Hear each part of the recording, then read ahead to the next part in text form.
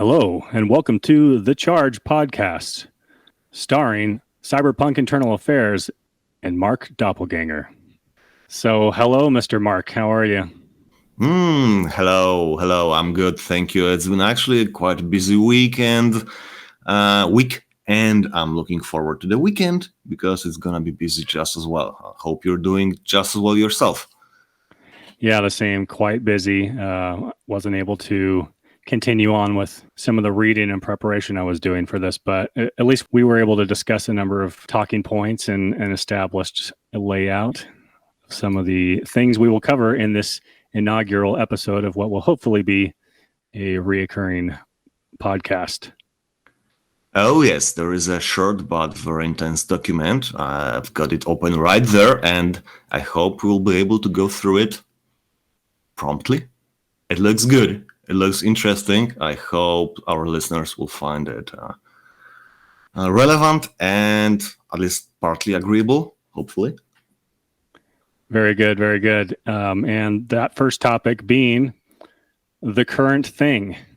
How very meta to start with the current thing.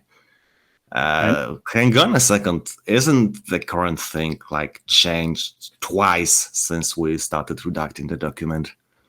It sure has. I mean, it just underscores how much the narrative is constantly shifting and begging the question, what is the mechanism behind sort of establishing the current thing, and kind of what's going on there, where even in our short-term preparation for this episode, as you said, it already flipped over twice. Yeah, so let's see. What was it that flipped over? My memory stretches back to the invasion of Ukraine, having been the current thing for a good while. Then the Roe v. Wade leak was the current thing. What is exactly the current thing right now, if you could, please? Right. I didn't flow out the order, but somewhere within that was the Elon Musk proposed acquisition of Twitter. Yes, the big one online. And I think that was before the abortion leak, if I'm right. Yeah, indeed, very good. How come I forgot about it? It's been a hot subject, and actually it's been back in the news just yesterday or today, where apparently Musk is equivocating on the purchase. At any rate, that is several very distinct current things. They each last a couple weeks at most, a couple days in some cases. Right. And I think part of the struggle you had in recalling all of them is because we're experiencing this phenomenon where there are sort of multiple ones at play, because certainly the state of Ukraine and all of the ramifications, both culturally and especially economically around the world, is an ongoing thing, no doubt. But then within what's captured the attention, especially in online discourse, it did switch over to the Elon Musk hype. And then that continues to dynamically fluctuate in between the next current thing, which was the Supreme Court abortion leak. And so depending on the day or where you're looking, any number of these are a current thing. Yeah, indeed. And well, thank you very much for being very polite about me. But truth is, I'm mostly still focused on Ukraine because, well, personal interest, I guess. I'm living in Europe, so it's much more of a bother. Anyway, I was wondering, what exactly is it that did establish the current thing for you? Is it because your friends were talking about it, or is it because the media were big about it, or is it something else, perhaps? That's a great question. Obviously, it differs for everyone. In my case, I haven't really thought about that specifically. Well, let me be very point blank. The Roe v. Wade debacle. What was it that made it the current thing for you or for the people around you? Right. Thanks for that clarifying question. I was still going to step back and look at it on the general and consider how and which current thing comes into my view. As you said, you do have a particular passion for Ukraine, given your region, etc. I think that a number of times when I'm interested in commenting or advancing the discussion on a certain topic, I don't pre-plan it out, and it's not always a reaction either. I mean, it is a reaction, but for me, since I'm not relying on a strict set of guidelines from a particular framework, or all of the great authors that I'm sort of triangulating my position from, it comes down to a gut instinct. A lot of times you can just kind of sense or feel what's relevant to you, and then consequently see how that's relevant to others, as well as obviously you can gauge the level of hype for certain things, and that hype can manifest itself in varying ways. But for those of us that are adept enough at sort of reading the room, whether that's locally or nationally or globally, as well as covering the way these things propagate on the internet, that kind of gives you an idea of where to focus. Yeah, and it is interesting that you several times mentioned from different angles there being the aspect of emotions to it.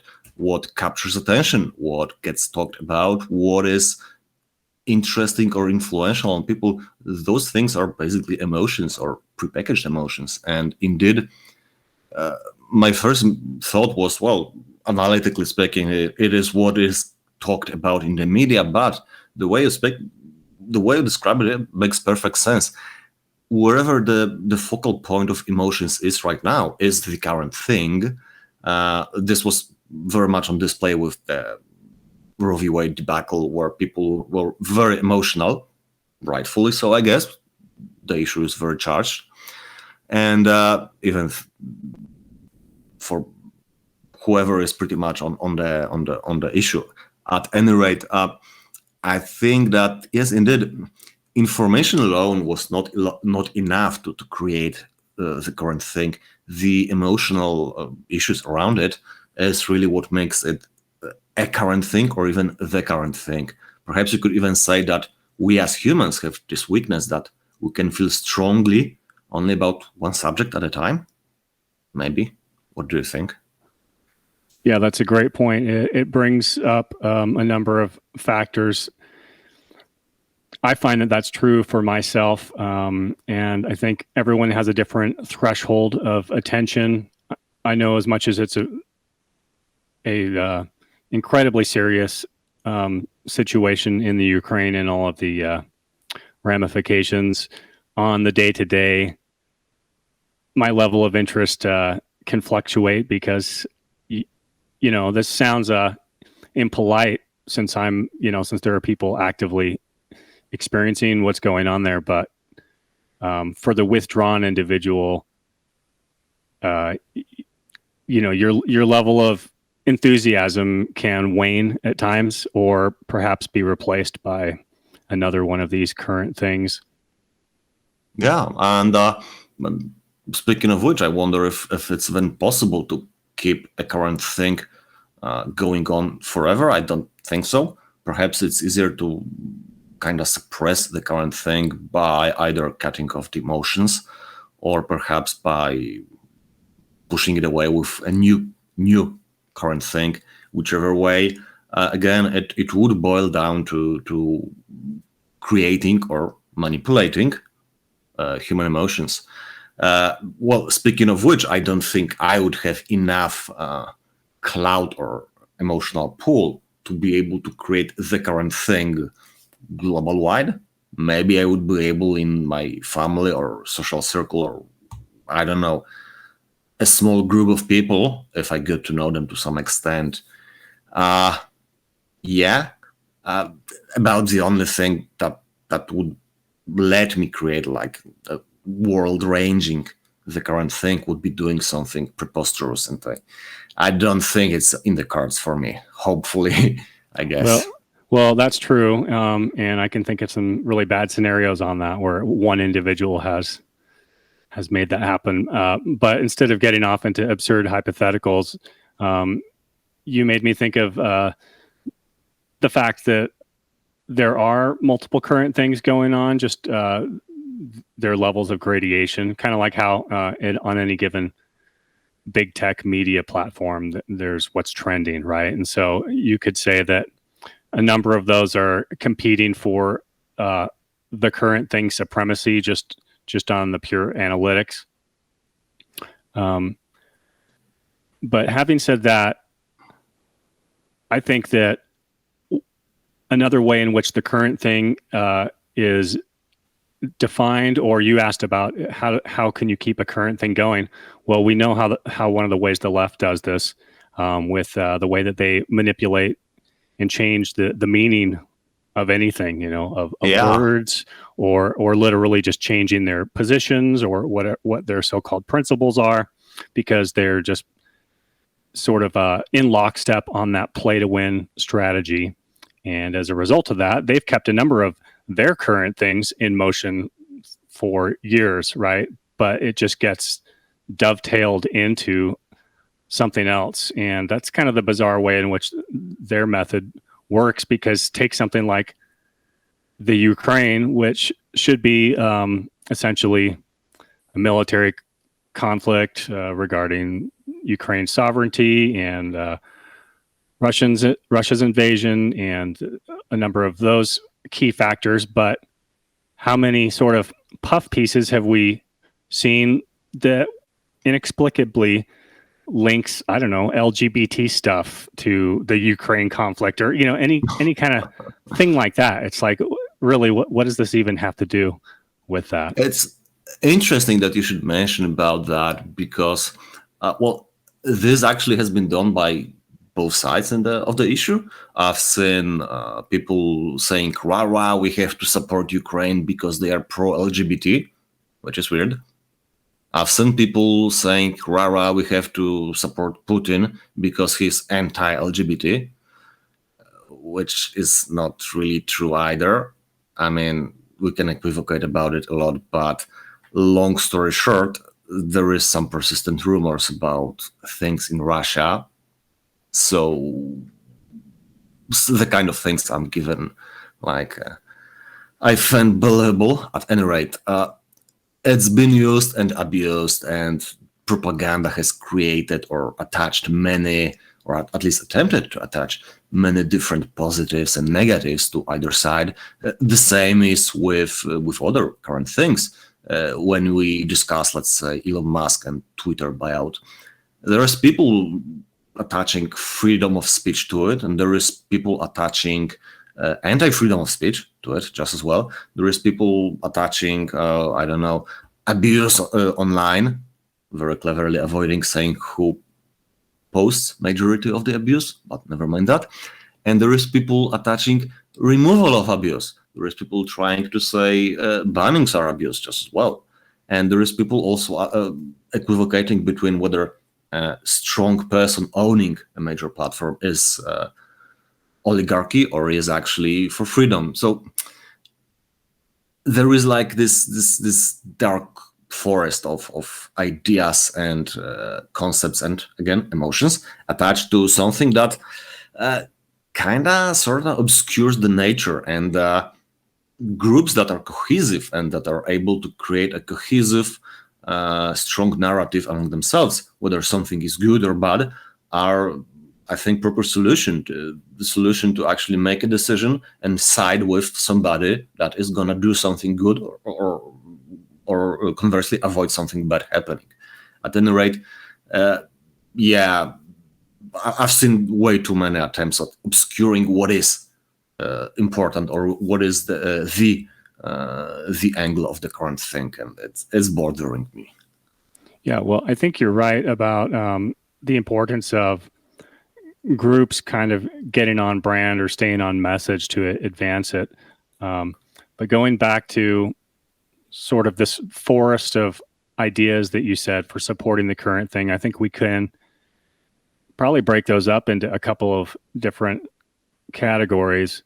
One of which, I mean, more than that, but just at a high level, one of which being legitimate arguments, given the fact that we don't agree with the perspectives presented by everyone. But you could say there's an argument to be made regarding is Elon Musk the oligarch to bring more or less speech and these kind of things. You can have legitimate arguments versus, I would say, the other category being maybe a red herring. Something where they're using it as a inauthentic vehicle to advance that assertion on the current thing. So again, going back to LGBT as regards the Ukraine, or here's one that's a little bit more divisive, the Ukrainian Nazis, right? Because there's plenty of people within the dissident right, which it's like Nazis are great and it's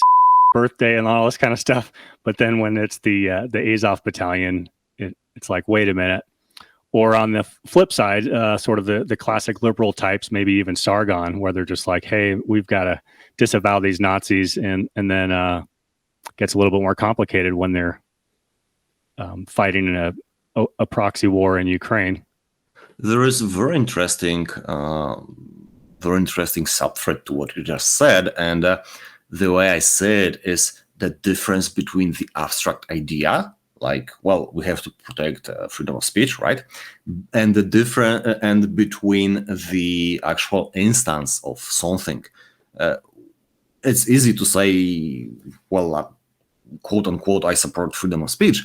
But when given a specific person saying something, whether it's obnoxious or disagreeable or even, I don't know, very unpalatable or whatever, it can be exceptionally hard to still stand with the freedom of speech, or conversely, to still stand by some ideas of limitations or constraint or whatever.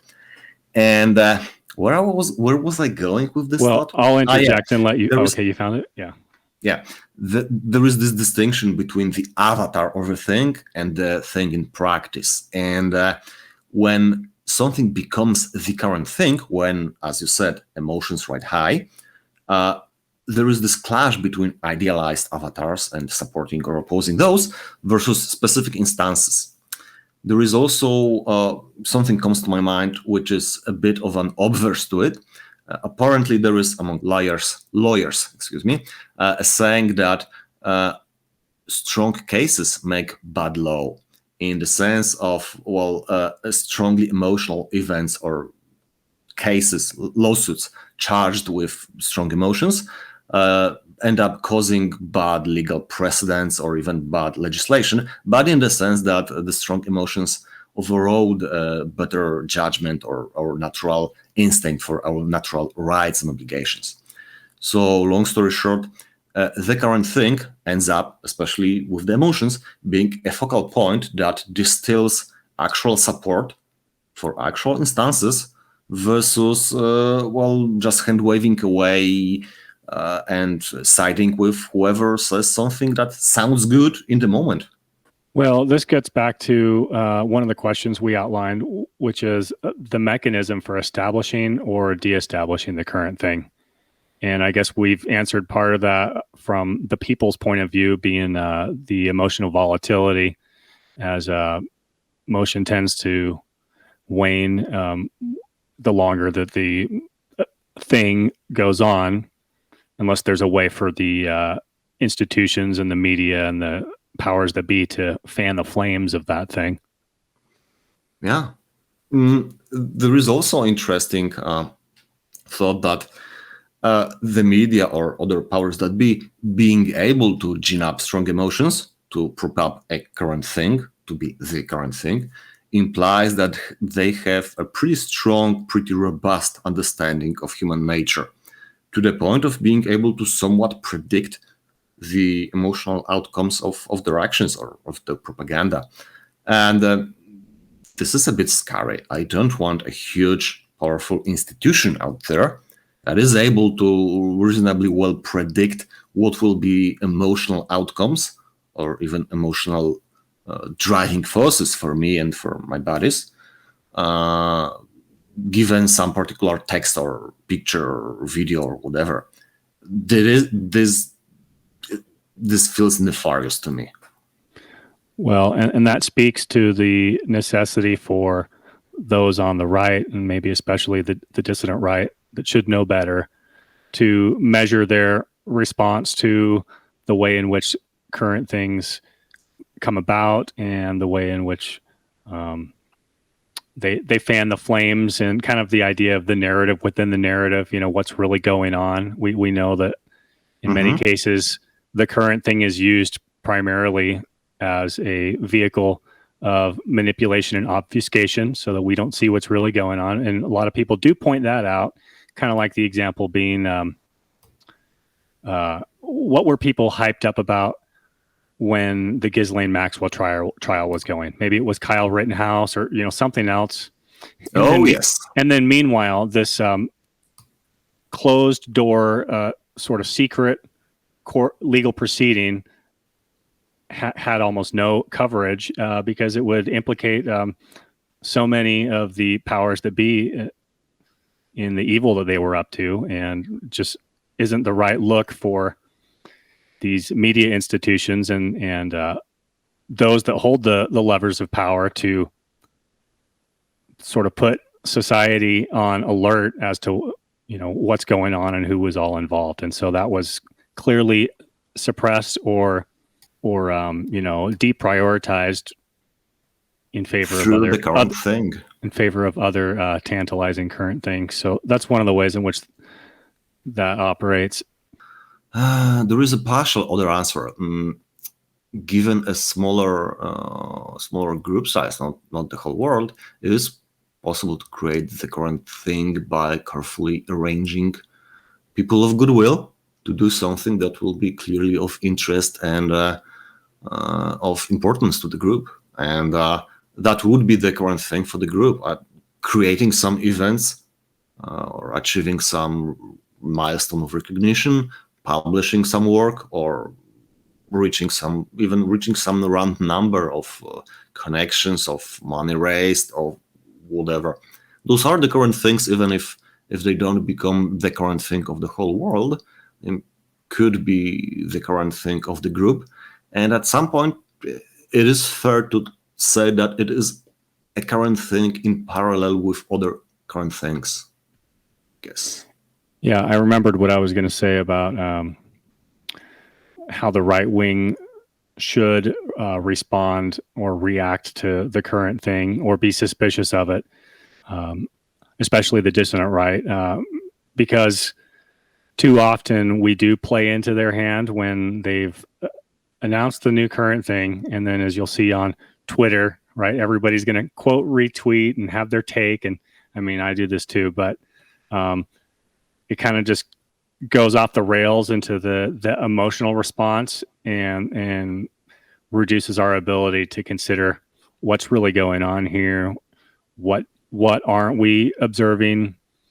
Or is this current thing on face value even what it proposes to be?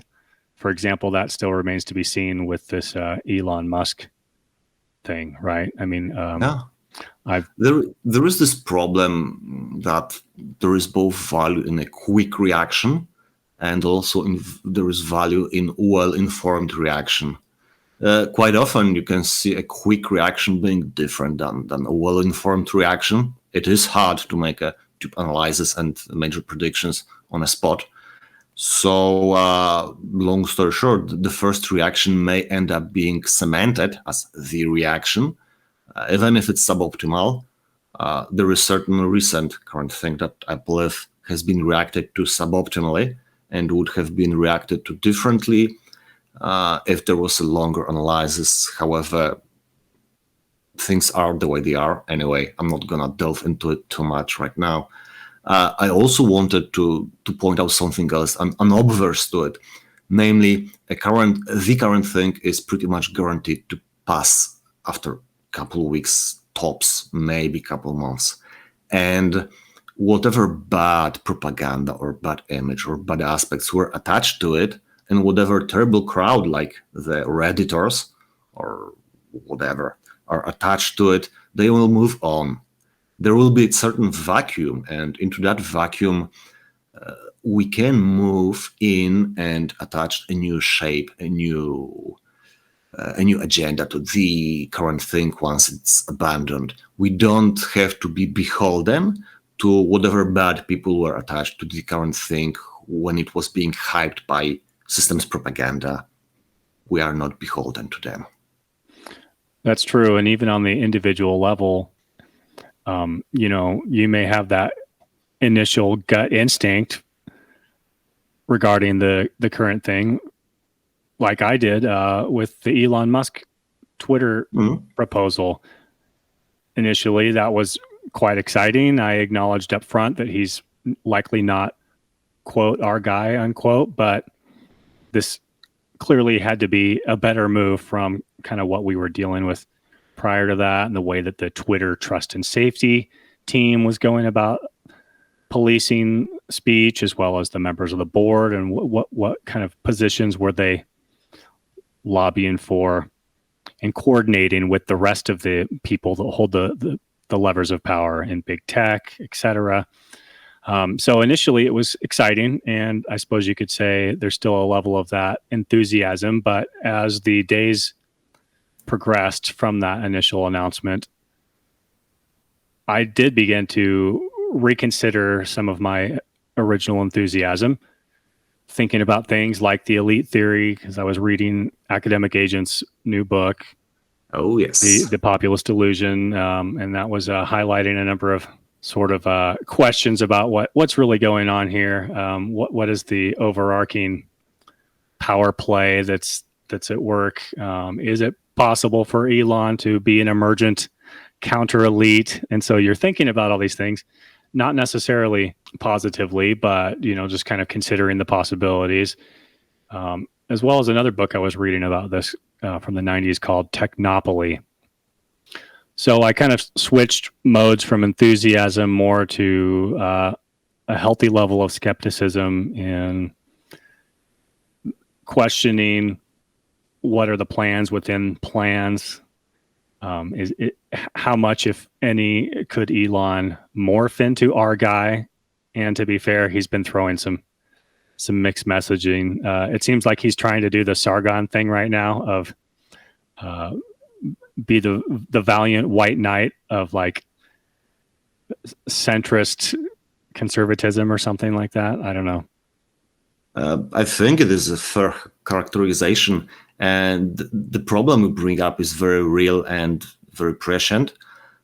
We actually had a historical example of similar thing, namely the one of the original creators of Twitter, Jack Dorsey himself, used to say that Twitter is the free speech wing of the free speech party. Excuse me, and everything was hunky-dory back then.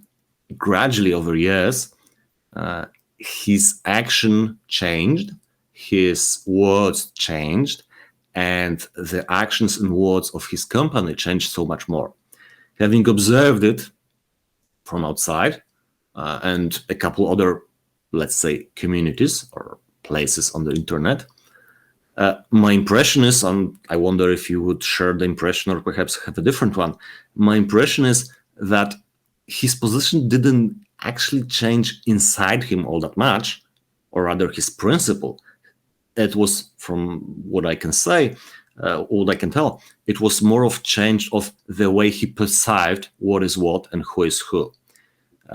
Through various pressures of propaganda, through filtering of the information he gets, of statistics, of summaries, of executive summaries, of whatever, he got the impression that people speaking their minds are quote-unquote far-right, dangerous, whatever.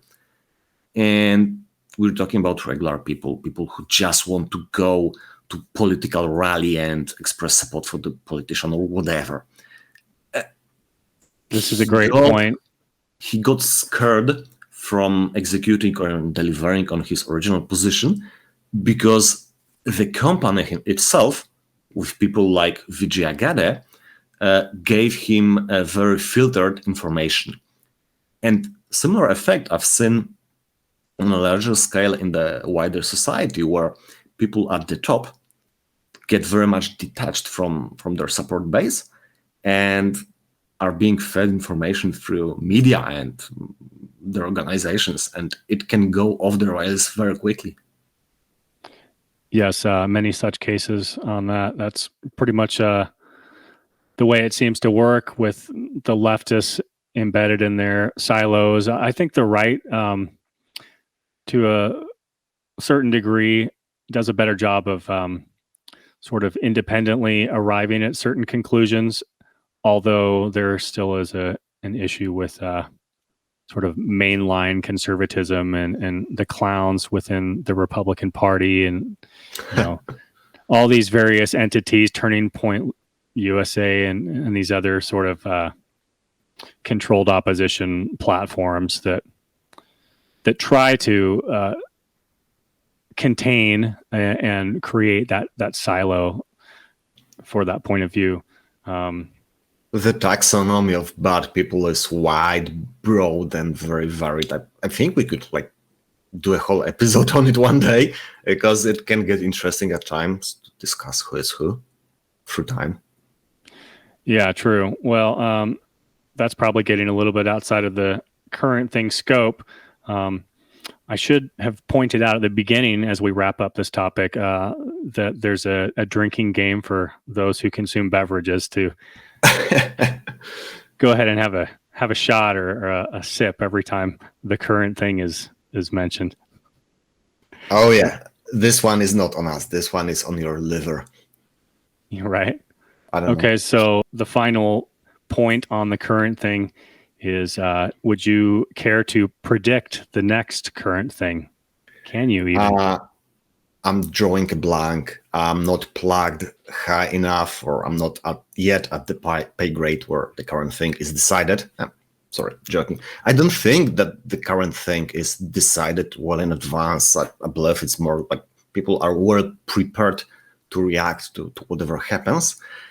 However, going by American standards, I believe it will be something that happens in America, and it will be either sports or otherwise popular culture.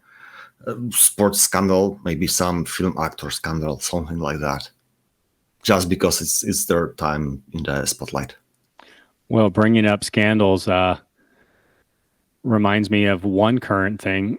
I don't know how high level it is compared to the other ones we mentioned, but the Johnny Depp and Amber Heard legal battle. I didn't pay attention at all. To me, paying attention to any celebrity stuff is just degeneracy.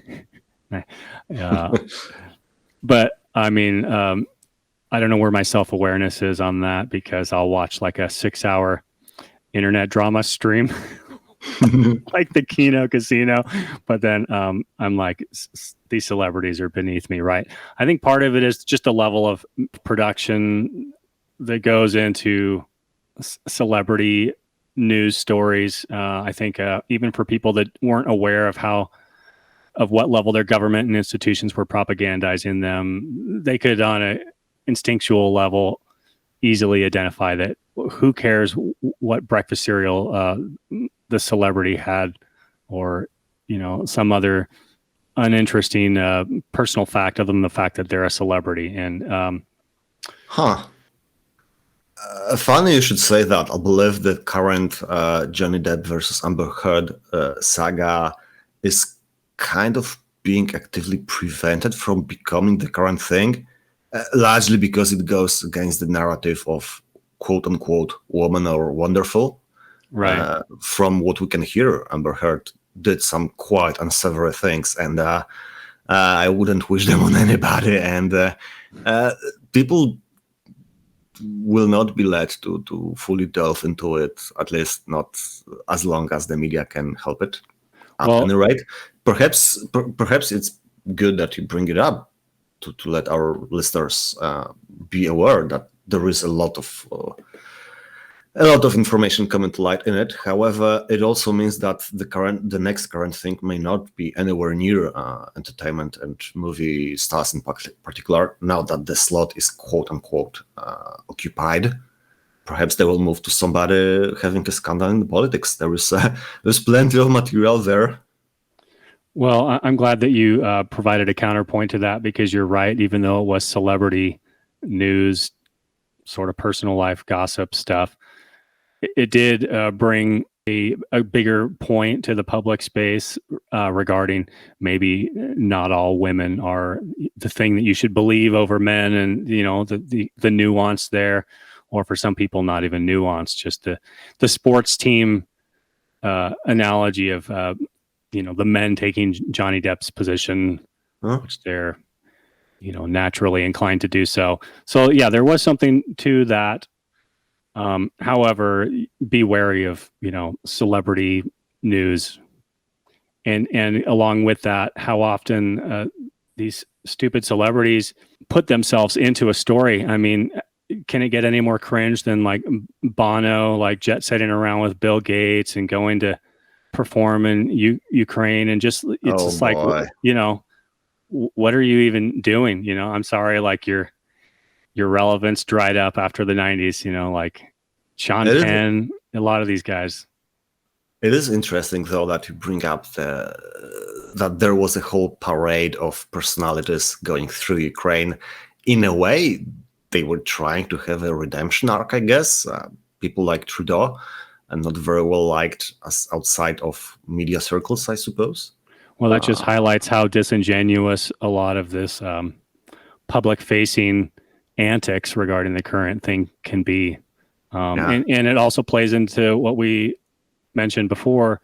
The one current thing is used to obfuscate another, or to drown out a story, or to make the public forget. And of course, this is something that our government always Absolutely. does.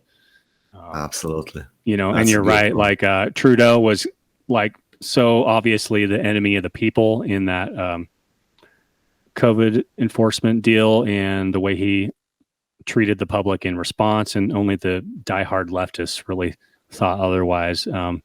But now, if he can just disingenuously play to the court of Zelensky or whatever, then all shall be redeemed. Yeah. Interesting that whatever Trudeau did up in his Canada was to a certain extent paralleling what Putin was doing in Russia with regards to COVID restrictions. And they were heavy-handed in Australia. In Canada. In Australia just as well, but that's besides the point. They were quite heavy-handed in Russia, and you wouldn't want to choose between either in this case. It's bad either way.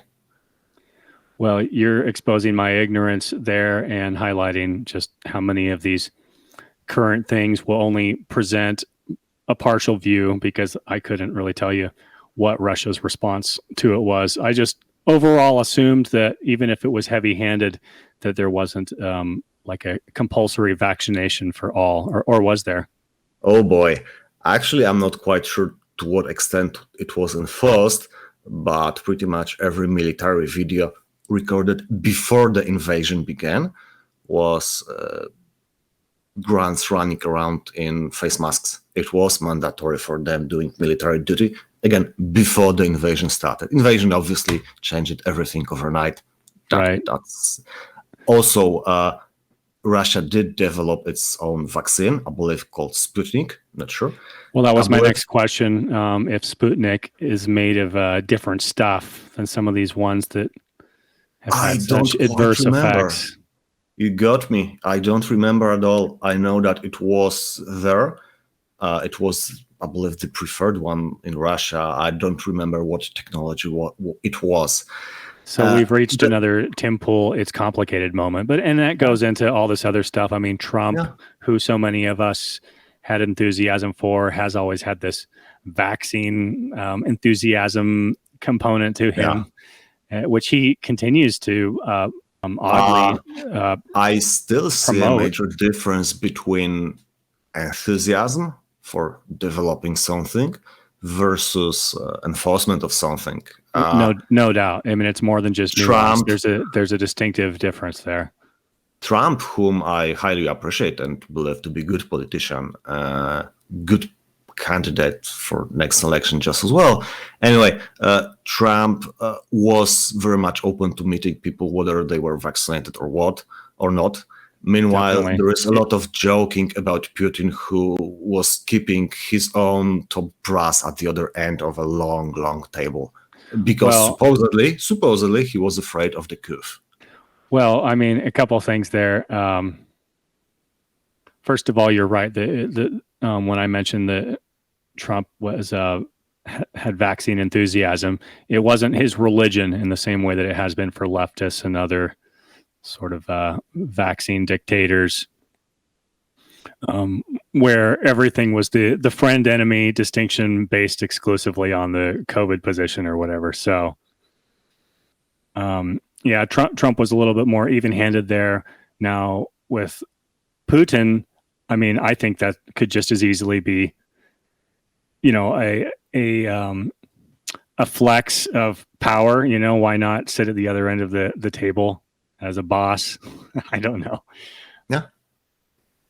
I don't know, perhaps just as well. I don't want to speculate too much because we've got mostly is rumors rather than actual solid knowledge. At any rate, it is possible that the next current thing will be some scandal related to the goddamn coup and vaccines, because there is a lot of information making circles. And if something does break into wider public consciousness, it may be the next current thing. Well, and that would be spicy. Oh boy, it would be spicy. well, and when you say a lot of current things going, I think that your average person that just kind of accepts more of the standard talking points, they don't really have the capacity, or perhaps it's emotionally overwhelming to consider all the different competing current things. I mean, even for those of us that tend to keep a closer view of this and consider outside sources and really get a sense of what's actually going on, it can be overwhelming, especially right now, where it's just like, how many, I mean, look, I'm not like usually given to too much sort of Alex Jones sort of prepper fear or whatever, but just the amount of things going on, and then the economy and the various shortages and inflation and all these individual points. And at the same time, it's like this disgusting sort of trans ideology. It just seems to be battled on all fronts, whether it's taking over your Amazon TV shows or coming into your classroom, or just like you name it, in the places where it shouldn't be so, the bathroom that your little child is in, any of these things. It is interesting because what you've mentioned, namely gender or trans ideology, making it into big name media, and just as well making it into education, were two subjects that many people, many organizations, many well-prepared organizations were trying time and time again to make into a big the current thing. It partly succeeded with the gender ideology in education, or more centered around CRT in education. I believe largely thanks to, correct me if I'm wrong, was it Chris Rufo, or am I misremembering? The guy that did push the subject a lot to become household thing. I'm not sure who initially did. I mean, a number of people have covered it. What's that one guy's name? That right-wing guy that went to a number of the public school meetings and spoke at them, and he's on Twitter. Anyway, there's been a lot. That may be Chris Rufo. I'm not quite sure. That's not the name I'm thinking of, but that's all right. Regardless, I don't know. I mean, a lot of these people I've kind of stepped back from, because that's like their one religious crusade. Some of the intellectual dark web and the James Lindsay types, where they're just focused on CRT, and if we could abolish CRT and go back to the 90s, then everything is going to level itself out. I think we stepped back from that because it's just not enough. I mean, these are the same people that kind of have like they don't subscribe to any race realist positions, or they tend to be wary of any paleocon or proper far right positions. So seems to me like a number of those people that were focused in on CRT and that type of stuff came from that. And I get it. There's a classical liberal space there as well. But I don't really know. That's why I haven't followed that ongoing. That is interesting point in that, well, while the subjects are like CRT or gender ideology or whatever are both very important and somewhat broadly supported or opposed, they do obscure other subjects that people may want to discuss. However, I don't subscribe to this view that because there can only be one current thing, we have to reject subjects that are not exactly of our primary interest. Whatever the positive, good noise was made around opposing certain schools, in the end has two very good outcomes. First, it did actually push back against the encroachments of woke leftists. And second, it did get a lot of people into loosely defined but still existing structures of opposing and pushing forward our agenda, pushing forward something good, constructive, and even pushing forward freedom from various things. So there is something that's tangible and also persistent that has been created in the wake, and those structures can move forward with further subjects. This is something that can be put to good use either way. Yeah, no doubt. And I mean, you're right, just because I was saying I didn't follow some of the people that just took that topic and made it their entire thing. There's no doubt that the response to what was initially, I don't know if it was considered a current thing when it was just sort of being launched into the school curriculum and sort of these corporate trainings and that Robin DiAngelo lady. And, once it was kind of taking shape, I don't know that it was in the public consciousness the way that it was as we began to respond to it critically, which has, as you say, had become a vehicle to heighten awareness and perhaps expand upon. And I guess that's an example of where a reactionary response to a current thing can be used strategically. To what end, I don't know. And this gets back to what I really struggle with the most, is just keeping it all straight and kind of assessing what's the current thing of value versus the distraction, and how am I potentially being manipulated here, and what is it that I'm not seeing. And so it goes back to just being really overwhelmed, especially now with the frequency and the pacing and the severity of some of these current things. I mean, the cost of food, the cost of energy, certain scarcity situations, the devaluing of our earnings. There's so many things at stake right now. It is kind of hard to keep a concentrated, to keep an academic focus on what's relevant. That is very well said, and thank you. And to wrap it up, I'm gonna just say that in a way, it's easier to say what will not become the next current thing, namely the things that are of importance to us and the things that actually matter in life, directly influence, impact you and your family and your friends. We have to plan for that, and we have to keep that in mind, that those things are held back from becoming the current thing. That's a really great point. A lot of the things that we should be doing daily and preparing for and sort of enriching our lives with and the lives of our family are not going to be addressed or bubble to the surface too often in relation to the current thing. So you have to be vigilant to keep those things in motion.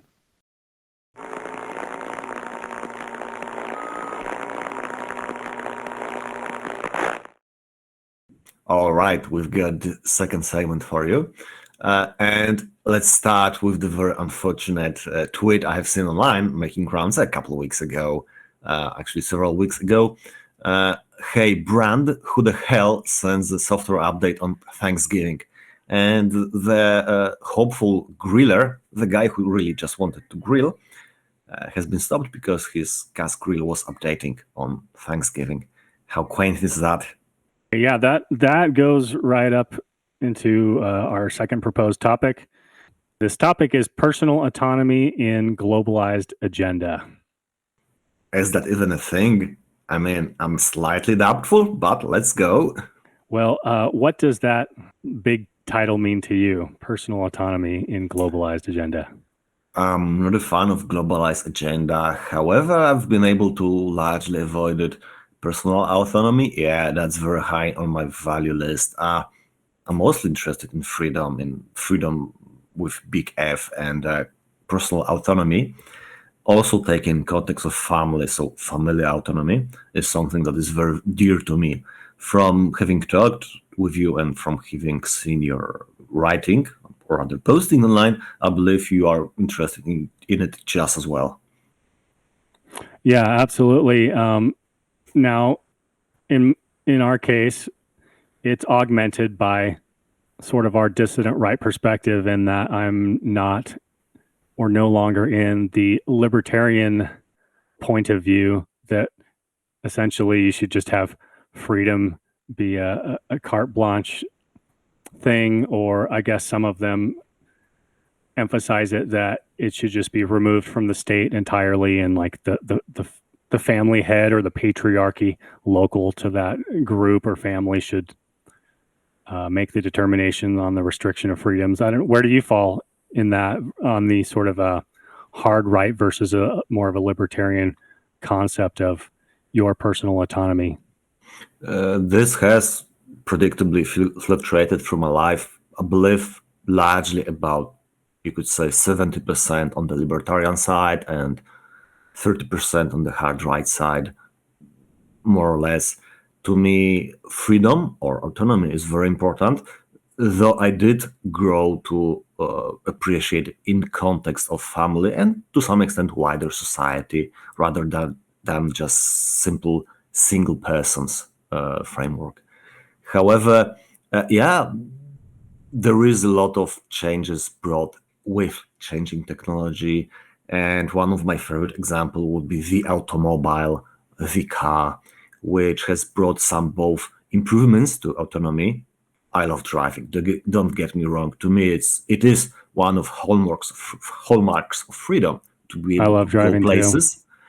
And there is also certain restrictions placed on us. I mean, beyond the most basic thing like speed limits, hate them, but they make certain sense to some extent, obviously. But even the expectation that everybody has car, that everybody covers the cost of having car, that a lot of things in life are arranged around having cars, and if you don't have one, you more or less end up in certain cultural enclaves.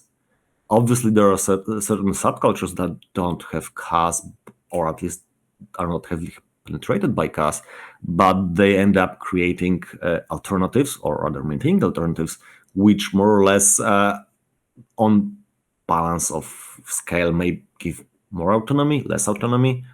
To me, for example, going by the bus, while it has certain advantages, it is less autonomy by any stretch of imagination. In your example, what is less autonomy? The not having a vehicle and being restricted to a localized region? Yeah, well, basically that you're able to reach places on time is limited, and also, Which is relative to which places you intend to reach or consider significant to your way of life, which yeah, this it's a broad subject actually. It would need a bit more thinking about it. However, because this very specific point, I mean, it is somewhat broad. However, besides being a status symbol, which is important as a consideration while living in society, meme.jpg, also not having a car while everybody around you has a car and uses a car does place some limitations on you. Because everybody has car, not having or using one would mean that you are still limited by the road infrastructure around you, by infrastructure being geared towards having car, even by the layout of residential building being optimized for one thing or another. It is a trade-off. It is a trade-off. A longer or rather wider perspective trade-off of having a car is that our money still flows to certain places in the world that are not very well, not very like us, and they sell us oil. Yeah, a book I was reading in preparation for this topic is called Technopoly, written by Neil Postman, published in 1992. I already tweeted some of my observations from the beginning of the book, and one of the passages I quoted goes directly into that regarding the trade-offs involved. He said, "It is a mistake to suppose that any technological innovation has a one-sided effect. Every technology is both a burden and a blessing, not either or, but this or that." Very well said, and I fully subscribe to it. Thank you.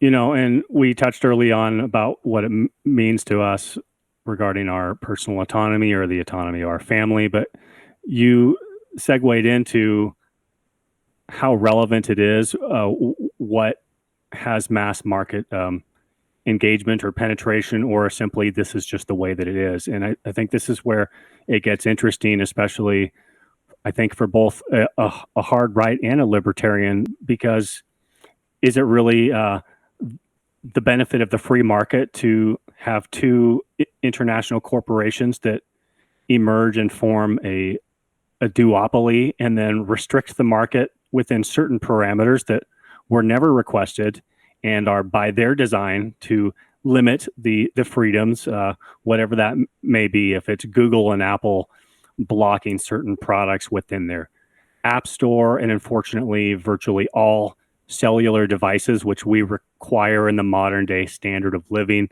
are in lockstep with whatever that whatever is blocked. This doesn't strike me as very libertarian, and certainly on the right, we don't appreciate our tech oligarchs telling us what to do, especially when we know what kind of agenda they have.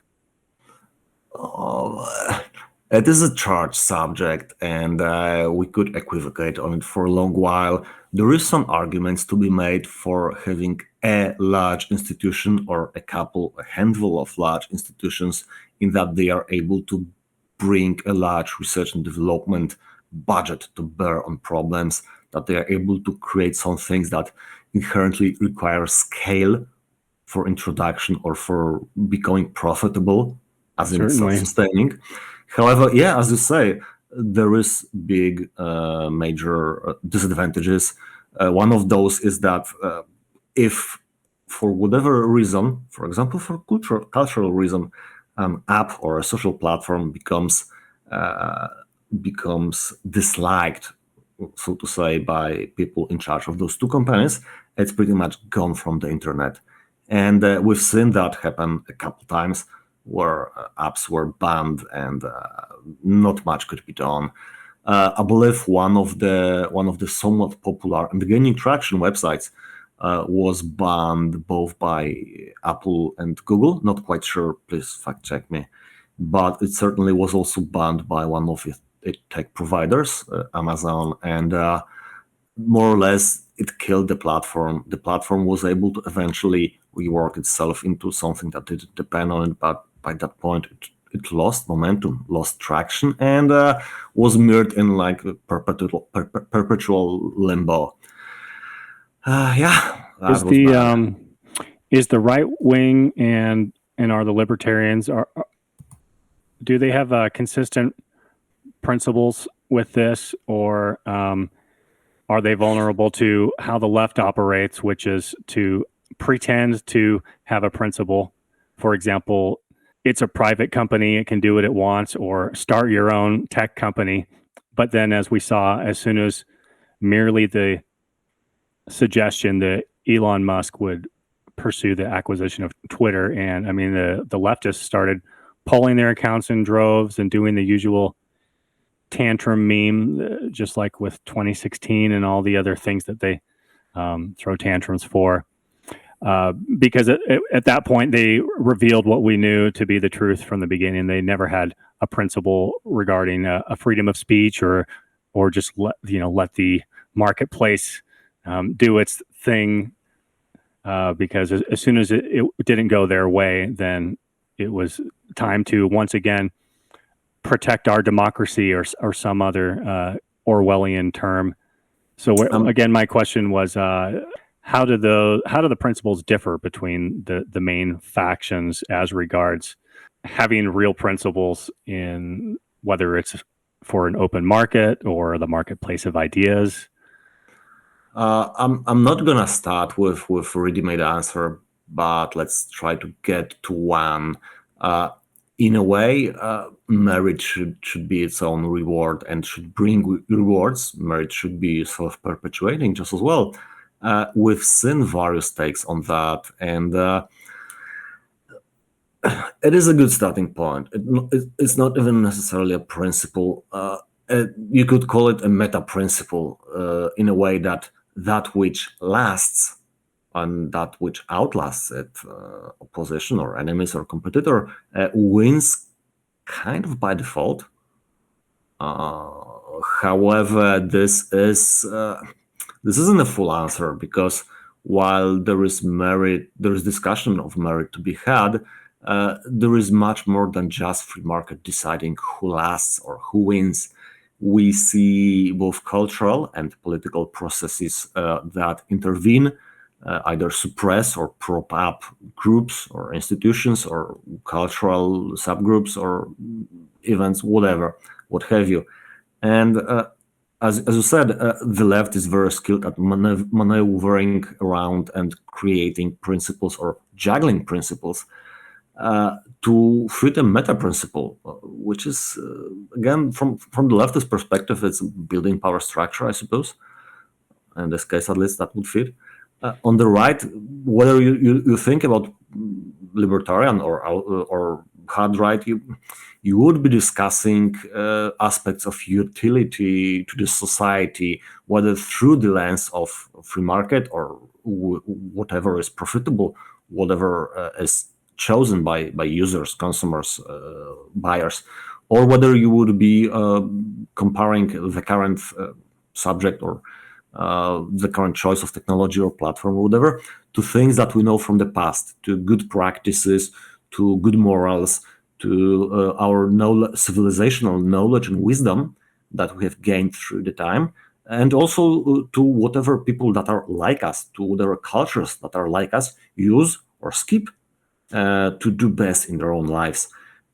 We like to think that the West is the only place, but it is not quite even the thing.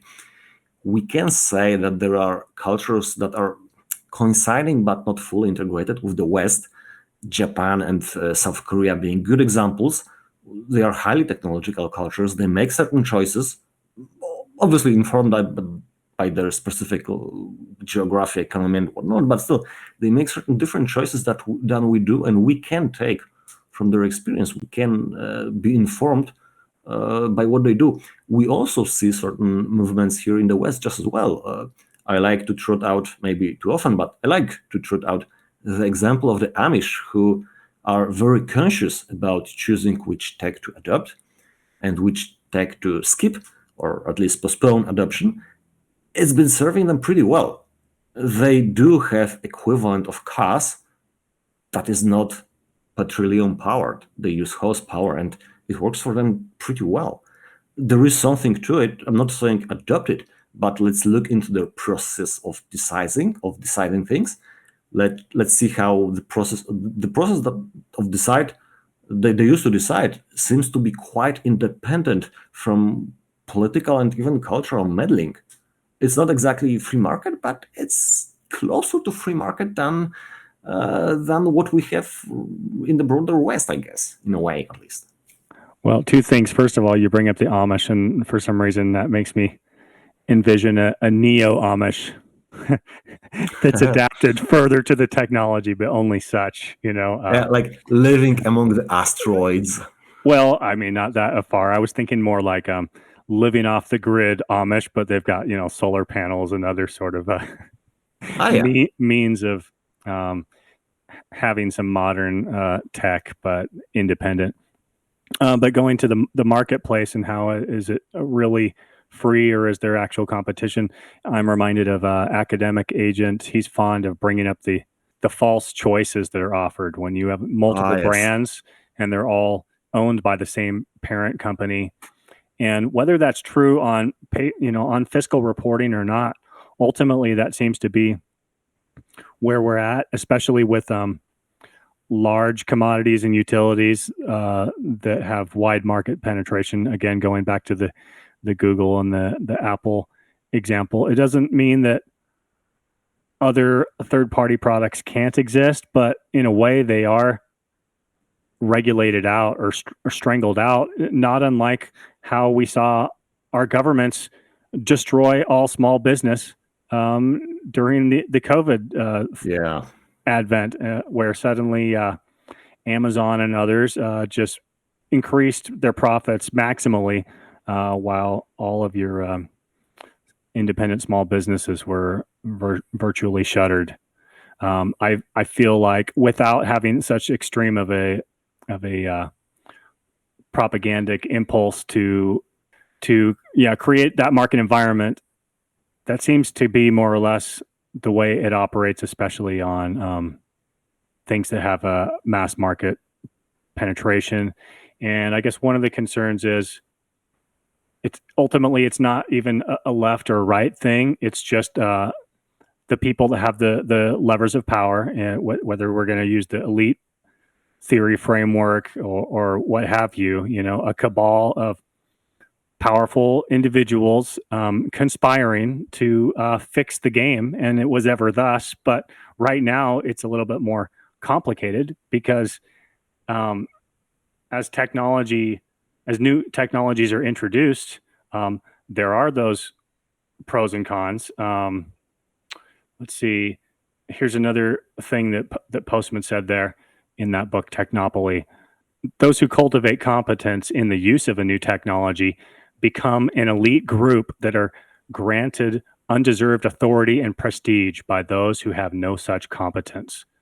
And that really ties into the elite theory with Michael's iron law of oligarchy, because it's essentially how these current technocratic elites are able to maintain their strangled hold of sort of a duopoly. And, for example, what I would like to see is someone like Elon Musk champion a truly open third option, kind of like a cellular phone that's not quite such a commodity. Maybe it's modular. Maybe it's the idea of how you can build a computer at home from off the shelf parts. You can assemble a cellular portable phone that runs on Linux or some kind of open source architecture that then everything can be supported through that for providing the apps and whatnot. But with the caveat being, it's not something you order from China off Alibaba Express. It's a mainline product. It has that level of polish and sophistication where moms or business people or whoever it is that has to have that reliable product could use it and could have a viable alternative. That's kind of where I'd like to see development encroach upon the stranglehold. But yeah, that's kind of what happens is the technocrats, they lock it in, and then it was ever thus, and suddenly you've got, whether it's technology or laundry detergent or cookies within the marketplace.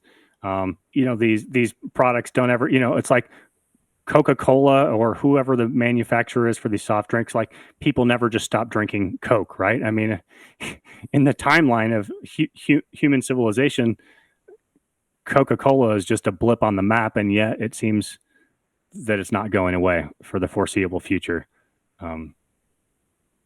Yes, you bring up a lot of subjects, and I wanted to focus on maybe one subset of it and then expound a little bit. You mentioned a couple times the problem of duopoly, and when I look back in memory, a lot of markets seem to be largely, not wholly, but largely served by a duopoly. And the way a duopoly crumbles seems to me, perhaps I'm wrong, correct me if I'm wrong, seems to be not even that one of the duopoly wins out, not even that one of the smaller upstarts wins out, but more often it's that the whole market shrinks or becomes supplanted by a new emergent different market. And examples would be pretty much any tech that used to be the hot thing a couple of decades ago, but it's not really that hot anymore. Radio, Well, television, like cable technology phone. standards, right? Yeah, and Well, those things used to be duopolies or even monopolies in some cases, but they got replaced to a large extent or supplanted. In a well, way, yeah, what I'm trying to say, maybe we are worrying a bit too much about upsetting or how to upset or fix the current duopoly, if whereas we could be working towards not even necessarily something new, but something that has higher potential. well, yeah, you're right. That I don't think the way forward is like if only we had like 10G microwaves to communicate with or something. I think it is more of the way back is the way forward, or just a different way of utilizing current tech. Yeah, An example, let me stop you right there because you actually made a different example a moment ago when we were talking about cell phones, right? You mentioned it right? would be nice if somebody powerful like and visionary like Elon Musk created a third player in the market, maybe a modular phone, maybe a Linux-based phone, something that would have all the advantages of the current phones, easy to use, accessible for everybody, widely connectable to everything, yada yada, and also less closed, less dependent on the duopoly. In a way, Elon did a step forward from that because just as you point out, it wouldn't make much difference if we jumped from 5G to 10G or whatever. What Elon has created is is in process of creating, is a network of low-flying satellites, satellites that are almost within our reach. It's Right. just a couple dozen kilometers away from us. That's a huge change. That's a very important change from how satellites for telecommunication used to be. They used to be very high up over the Earth, which means there was a huge delay in communication with them, which in turn meant they weren't very useful for everyday use. Also, they were expensive. There weren't many of them. They weren't good enough to replace on-the-ground internet and telephony for many technical reasons. And this is changing right now. There is a constellation of cheap satellites, cheap enough that it's not even feasible to shoot them down by somebody who would hate them. It's not even feasible to block them off. It is a change of paradigm, and we still don't see what exactly is the potential. Maybe huge, maybe lesser, but there is a potential to make something interesting, something very risky just as well. It may lead us to some dark places, I don't know. Some people speculated that maybe Kessler syndrome or whatever, which is the cascading failure of many satellites destroying each other with debris. And anyway, Elon is making a step ahead in several different places, but he's making a step ahead. And I look forward to the day where a cell phone, a smartphone, is not all that important anymore. Frankly, I don't like smartphones very much. Right. They aren't very nice to me. You know, so going back to what you're saying as far as a new technology, it's augmenting existing technology, right? In the sense that we came from, like the handwritten word to the printing press, to the radio, and then the television, and then the internet. And, Elon's satellites is kind of an augmentation of the internet. The cell phone was an augmentation of the internet.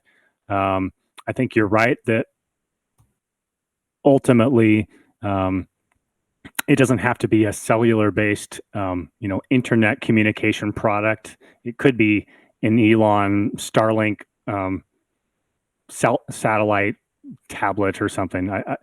I think one of the questions I have about that is the same as what people are speculating with the current thing. One of the current things with the Elon proposed Twitter acquisition. Was he just doing this for philanthropy? Is it a hero complex to be the white knight centrist savior, or is it plans within plans? Is he DARPA funded?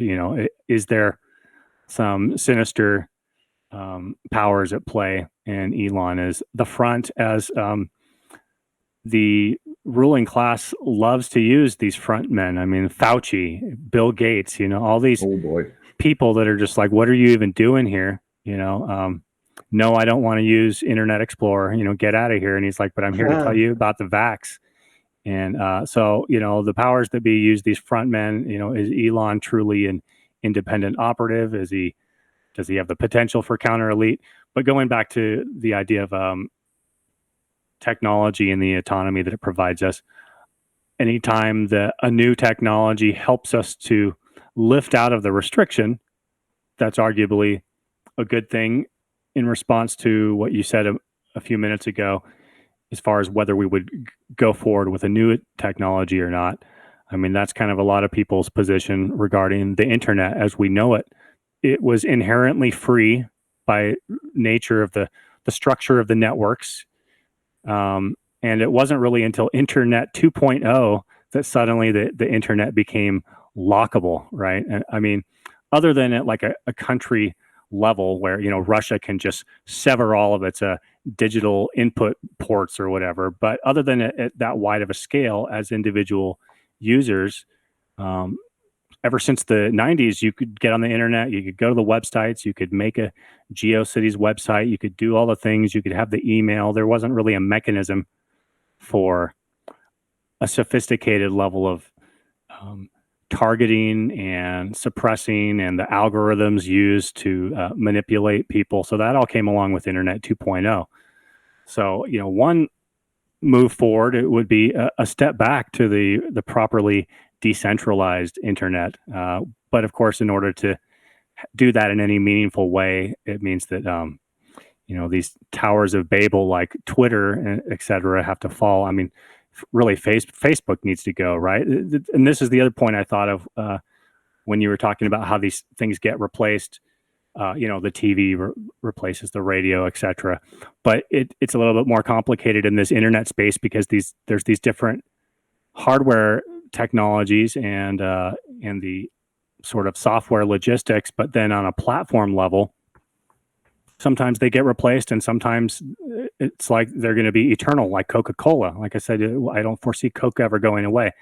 MySpace was obliterated by Facebook, but now Facebook is like one of the biggest things, even though it's the worst thing, one of the worst things. And it's tried to rebrand as Meta, and it's just taken us in an even worse direction. You're gonna be in the metaverse, and so in some regard, the new tech on a platform level isn't necessarily going to be replaced. It's just going to be that de facto channel or that thing that has supremacy, like the Coca-Cola. There is a lot of consideration regarding personal autonomy. Again, not sure if you've actually noticed in what you've said. You ask whether Elon Musk and perhaps other actors like Bill Gates or Fauci. Let's keep that guy. I don't like him. Whether people like Elon Musk have personal autonomy, given the environment of being in the focal point of very important technologies. We are users of technology, and we are, in a way, on the outside of it. We are nibbling at it. Meanwhile, Elon is at the epicenter of several technologies, actually, to some extent also including Twitter, but the Starlink, the SpaceX with launch capability, which includes both civilian and government payloads, the car manufacturing, The boring company, I believe, actually has quite a lot of potential, which is misunderstood. Anyway, you are asking to what extent this restricts his autonomy because of powerful interests, being very interested in controlling those technologies from the inside, from the top. I don't have a good answer to that, but it is a subject worth further discussion, further consideration, whether getting to the top makes of technological pile makes one less autonomous or perhaps more autonomous. Whether Elon can multiply his autonomy by giving crumbs of it to us, giving us Starlink, giving us whatever, or even cheap space launch capability, or whether perhaps Elon lessens our autonomy because, let's be frank, the Tesla car, however cool it may be, it has the problem of being fully software controlled. It can be upgraded wirelessly wherever it is, pretty much all over the world. And you may not like the upgrade. The upgrade may straight up disable your car if you do whatever, or at least disable some functionality, or maybe even change the layout of the dashboard to one that you don't like. What can you do, right? So we arrive at the point that we realize that Elon perhaps has a lot of autonomy and perhaps is able also to give us bits of this autonomy, but also through decisions he has capability of lessening our autonomy. Your basic gasoline car really gives you a bit more autonomy than electric car in that, well, you can get any gasoline anywhere and you don't have to be worried about the software update. There is no easy answer here, and we may want to create some cultural. I'm not very optimistic about the governmental, but we may want to create some cultural expectations or even mechanisms, structures to push back against limitations inherent in certain technological solutions, or at least backdoors like software updates, which are in a way a backdoor that is able to change something in your hands against your will. Not to say that software updates are only bad, but there is this problem of what if, right? Speaking of which, there was recently a case where I believe Louis Rossmann, the YouTuber, who's very big on repairability and having full ownership of your own devices, Right. he was discussing with somebody the recent event in context of Ukraine invasion. In Ukraine, it is quite common for the farmers to use John Deere tractors, right? The American produced John Deere. Those are high-tech tractors, and some of them obviously got stolen by invaders, and some of those stolen ones were found to be in Russia or whatever. They were remotely disabled. They were rendered useless. Big, expensive, and powerful tractors were rendered useless on somebody's decision. And there are pros and cons here. Well, obviously, it is nice, quote unquote, that a thief could not use his loot anymore, but it also showcases that, well, whoever is in control of the computers or servers at John Deere or whatever other vehicle manufacturing company has outsized control over what should be your own possession. Yeah, absolutely. I mean, in the example that you reference, I think if a nation does a strategic acquisition of inventory from another region, even if they disable it, unless they initiate the self-destruct sequence, then I think they can, remanufacture like the controller mechanism to reestablish functionality. But in terms of your individual consumer, whether it's local law enforcement or some higher up national jurisdiction disabling your vehicle or other devices, I mean, that just seems patently unacceptable and suspicious. But on the superfluous level, I kind of despise cloud products in general. I mean, I have been an avid enthusiast for technology since the 80s, and typing on a Apple II computer as a kid, and it was in a way more free because it was just you and the machine and the code and whatever it was you could bring to it. And as the early 90s came along, yes, you could access networks and share data and information, but we're past that point now. I mean, we're guinea pig hostages to these devices. You'll turn on your machine to start on a particular task, and suddenly it's going to do, an hour of updates. I mean, that's an extreme case. Like some of the modern versions of Windows have become a nightmare, which is why I also use a lot of Linux. But just in general, here's another example. I mean, we kind of do use the iPhones in my family, and my wife had got me an iWatch or whatever it's called, which honestly, I think it's just like a status thing. I don't even find it very functional. I suppose when it shows me the text messages on the screen, that's okay. But a Fitbit will do that for you at a fraction of the cost.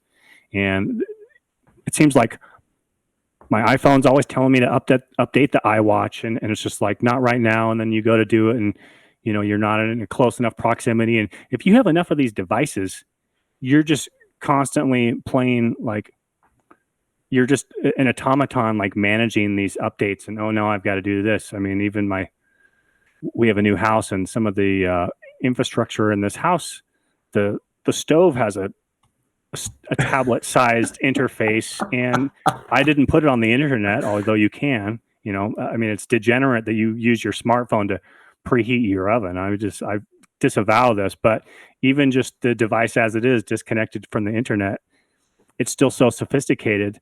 At one point, it wouldn't turn on, and the touchscreen was unresponsive, and I had to disconnect the power at the circuit breaker level of the house in order to regain functionality of the range and the oven. And this is kind of emblematic of where this level of unnecessary sophistication is introducing problems, as well as annoyances and potential mechanisms for control and exploitation, be that from official actors or bad actors in the case of hackers. And it's just not necessary. You ought to be able to have like a couple of communication-based devices. I don't know why where does it end on what's connected to the cloud? It's a cloud product. I mean, it's like the biggest nightmare. You make a pretty interesting point in a veiled way. So I'm going to pull the veil and make it very explicit.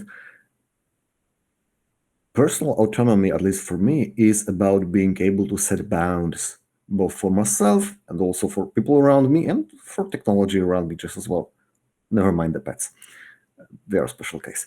And in a way, all this networked and quote-unquote cloud technology removes our ability to set bounds. It is no longer that the telephone is here and the car is there and the kitchen sink is there wherever and the garage door opener is yet another thing. It is all one thing. That's one aspect of it. And the other aspect smart of house lacking bounds. Yeah, this is one huge nightmare house or house of horrors, if you wish, if you will. The other aspect of it is that, as was mentioned, it is all connected to the internet. The internet is a scary place. It is a goddamn dark forest. Right. You don't want to be there at night. Meanwhile, being connected to the internet means that you are there every night, all night, and every day, all day, while it is night on the other side of the globe where bad hackers live, right? So being on the internet means that everything that you have is at the mercy of everybody actor out there. Well, and this is a perspective from, like you and I, who are at least, intermediate to advanced consumers of technology. But, your average citizen, I mean, they put their Amazon device or whatever it is, all these devices on the internet without any provocation to consider what you're talking about. And as this trend continues, in many cases, whether it's the adoption of a smartphone or other devices, even more insidious ones, whether it's getting a chip embedded in you to unlock the door at your work or some other evil, microchip for your passport or something. The general public, just by and large, is just unwittingly adopting these goods and services, And in many cases, the product is just being the business model is being changed on the product, and the consumer just kind of goes along with it. For example, a lot of these software products, if you need an office package and you're not smart enough to use something free like an open source software package, and you used to use the Microsoft one, the Office and the Excel and all these things, you used to just be able to buy those outright as standalone products. Maybe for businesses there still is an enterprise version. I know there's been a 2019, but the flagship version of that product is the subscription model, right? The cloud-based Microsoft Office 365 or whatever it is. So many of these products have moved to renewable goods as services, and it's another way in which they've got you, where they've just rotated the business model and then transitioned the unwitting consumers to it. I mean, I grew up thinking in terms of what are my, when you're budgeting, like what are my fixed costs? And you generally wanted your fixed costs month to month to be relatively low. That's why you didn't want to get into debt. You wanted to have as many things paid off as you can so that you can have those base utilities, etc. But we've completely flipped that, where you're like, what are my fixed costs? Well, I've got my monthly Amazon and my monthly Microsoft Office 360, and just like the list for a lot of these people is probably longer than a spreadsheet page for their monthly fixed costs of these. It's like technically you could create a document on like WordPerfect in DOS in like your 80s or 90s computer or whatever, and even export the file onto a floppy and put it over onto the internet. I mean, you could use any kind of old technology. You could use a typewriter. There's so many free and vintage and alternative mechanisms to do these things. Not to mention the fact that a lot of these products still work the old versions. You could run an old version of an operating system in a virtual machine, or a port of something. You could even, use just about any old operating system with any old version of software that you wanted, that in many cases would do the same thing, whether it's for writing or for, in my world, like audio production. There's a lot of tools that are still relevant from the 90s going forward. But people are just kind of sheep that are migrating into this path where they've been switched over. They're leaving behind their autonomy and becoming pay pigs for products as services. And really, what is the service other than you have to freaking update all the time and feel like you've got the latest thing? Oh, you got the latest thing? Oh, yeah. Yeah, well, the financing or purchasing or renting model, it is very important consideration for autonomy, both in the direct sense, in that the original model of buying once and using it, quote unquote, forever, gave you the autonomy of you made a decision once and then you are independent from the service or goods or software provider. Meanwhile, right now, we are both stuck paying month after month to the same provider, and if they decide to close down shop, we're screwed. So that is one less bit of autonomy. If they decide to, as you say, change business model, we more or less have to go along with them. So all in all, the model of having to pay monthly or yearly or whatever subscription is less autonomy for us. I want to contrast it with yet another model of financing, which is ad-sponsored or advertisement sponsored services, Right. like Twitter that we use daily. In my opinion, it gives us even less autonomy because our content, our posts, our discussions, our memes, whatever, are intermixed with the advertising space. And if it's not quote unquote good enough for the advertisers, then we are out, then we get the boot. This means that our ability to post spicy takes, our ability to post even boring content, or our ability to have in-jokes that may seem bad or evil or spicy or whatever from outside, but among our friends are pretty good. This ability is severely curtailed, and we have to, every time we post anything, we have to double and triple think whether it will fly with the advertisers. This, in my And that's opinion, is the worst financing model for the internet. It has been the financing model for the, as you call it, Internet 2.0, right? Or Web 2.0. And it's been a bane or being able to be autonomous. The early internet was to an extent sponsored by big, kind of rich institutions like the state, research, universities, or whatever, or simply corporations. right. And we were small enough on the larger scale of things that we had the autonomy because nobody cared. Later on, as the advertisers intruded and broader corporate interest, but it's not that big of a deal. I believe it is primarily about advertisings being the finance model. This did curtail our autonomy or our ability to act to our liking very much. I Well, hope this will lessen. the advertisers being the business model, but in the context of all of this internet space being pockets of the public square. And so in many instances, it wasn't a particular advertiser that took issue until an opposing faction weaponized that mechanism, right? And they said, hey, or the Wall Street Journal is going to write a hit piece on PewDiePie. We've got to get him canceled from his Disney contract or whatever it is. Remember this from a while back? I mean, the biggest YouTuber in the world. I mean, regardless of what you think of him, that you get on somebody's radar, and then they will mobilize or weaponize the fact that there is this advertiser-based funding for a lot of these products and services.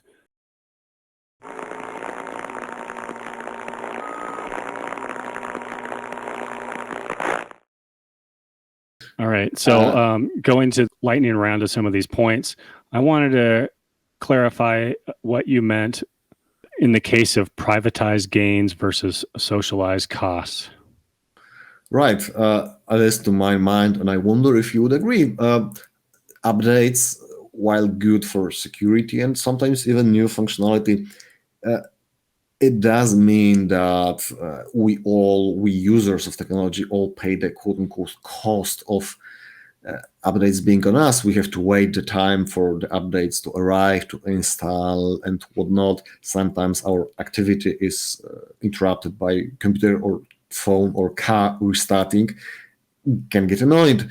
Do you suppose it is that the costs, while are on us, the gains, as in the savings from not having to release more or less ready, complete software the first time around, do you suppose this is privatized gain, or is it perhaps that simply that the things has gotten complex enough and connected to the internet enough that it cannot be avoided? I mean, I'm on the glasses half empty view on this. I think it goes back to, if you give any entity some leeway or some wiggle room, they're just going to encroach on all of it. And as you said earlier, with the internet, everything that you put on the device is just encouraging that further encroachment, every device that you put on the internet. And if we're at the point now where it's built into the way these products are developed, the way the consumers respond to these products, I mean, I think it's kind of nightmarish. I have, yes, things are more complicated, but then again, I don't think that the architecture for a lot of this stuff has gone through any revolution. I mean, the CPUs, for example, that's based on the same concepts. We're not using some crazy like a biomolecular AI processing network at like a chemistry level. So part of the reason that it's the way that it is because we've allowed for it to be that way. And then there's, I think, sinister motives with regards to the way that these companies are operating. Some of it could be laziness. Some of it could be self-aggrandizement. I mean, I've tracked over the years how many operating systems went from basic security updates where it was just kind of a one and done, and you would periodically get the things that would patch you for the vulnerabilities, the new exploits, the viruses, etc. But I can't even remember the last time that was the relevant purpose for an update, right? In the case of Microsoft operating systems, 4 years now, especially with Windows 10, they use the update mechanism to reinvent the wheel, to transform the operating system. And it seems like many of these other products, it's the same model. Apple and Google coordinating to introduce new, tracking components that allow for crosstalk, so that the powers that be can triangulate your location for, COVID or whatnot. I mean, all of these features that in many cases nobody asked for, and yet it's time to do that update. Oh, we've got to update now. And it's not necessarily to save you from a hacker. It's they are the hacker, right? So not only privatized gains, but even nefarious gains or ill-gotten gains, I guess. Yeah, I mean, that's my hard bias in general as we continue to look, going back to our first topic, the current thing. As purveyors of the information and of these events and these current things, each one of us, our lens or our bias or our personal narrative at which point we jumped on the ship of the current thing, we may all have our own meta thing that we're observing, right? And in my case, and probably for many in the dissident right, I'm really keyed in on ops. What are the letter agencies doing? What is the plans within plans? What mechanism is this facilitating for whom? And that ends up kind of being the overarching thread at which I look at a lot of this stuff. So yeah, I don't end up being too positive on these updates in the cloud and all this stuff, because I just see it mainly as a liability, a vulnerability, a nuisance at best. I don't think these are good actors. I think that some of them are, and at the same time, if they were that good, we should have more counter technocrat elites that, like Musk, possibly, that allowed for more of that open source, that third party movement to unlock devices. To one thing I love about most distributions of Linux, I mean, it's not going to take over your computer to do an update ever. And when you initiate it voluntarily, it's going to update specifically those packages that you've already flagged for update. It's not just going to reinvent itself and throw on this web browser you didn't ask for and this other component that's going to lag you down. You raise a couple very good points, and the picture I'm getting from you is that the globalization of technology is real and is very much impactful, both because the agenda, but also because the environment, the internet as a whole, is a global thing, and everybody unfortunately gets a say in what happens or how secure your device needs to be. Also, way too many actors now have a say what goes on your device, whether it's tracking you for the coup or whether it gets disabled for whatever security or international reasons. Last I heard, there were some restrictions on updates on certain devices or Windows in Russia because of the current invasion. So there is also that. LOL. Yeah. I mean, you can't get your Microsoft updates because of your invasion. Like, I've seen people actually saying, yeah, it's an upside. I don't know. Is it really feasible to just skip the updates? My things pretty much are update mostly because I never really get in trouble.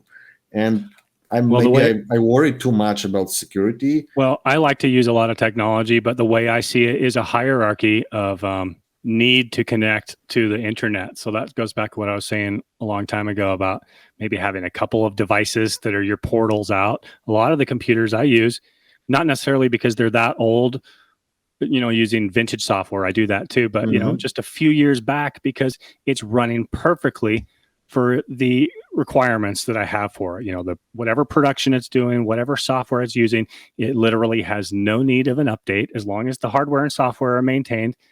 As far as in functioning order, it can be on a closed network. It can perform its functions optimally, and it's completely out of the rat race of I've got to do an update and have my device taken over and be vulnerable to exploits, etc. It's a really, to me, freeing way to use technology. Of course, not everybody's like that. Like my wife, she just likes to have like the one MacBook and do everything in it. But I don't like to have all my eggs in one basket. That's what I'm saying. And in terms of a network, I certainly wouldn't want to have all my eggs in one basket connected to the network. That just seems like obvious, like a supreme vulnerability and hassle. The interesting aspect of it is that both you and your wife differently measure the benefits and the costs, like time spent or risks entailed, or even autonomy loss, differently measure the benefits or the costs of having the updates or sticking with what you know and what you can use best. And I wonder if there has been any systematizing and a larger movement to try to understand or research or quantify. Have you ever seen something like that where somebody was trying to understand whether this basically Red Queen hypothesis of just running forward, whether this is really all that good? No, I haven't looked at any studies like that.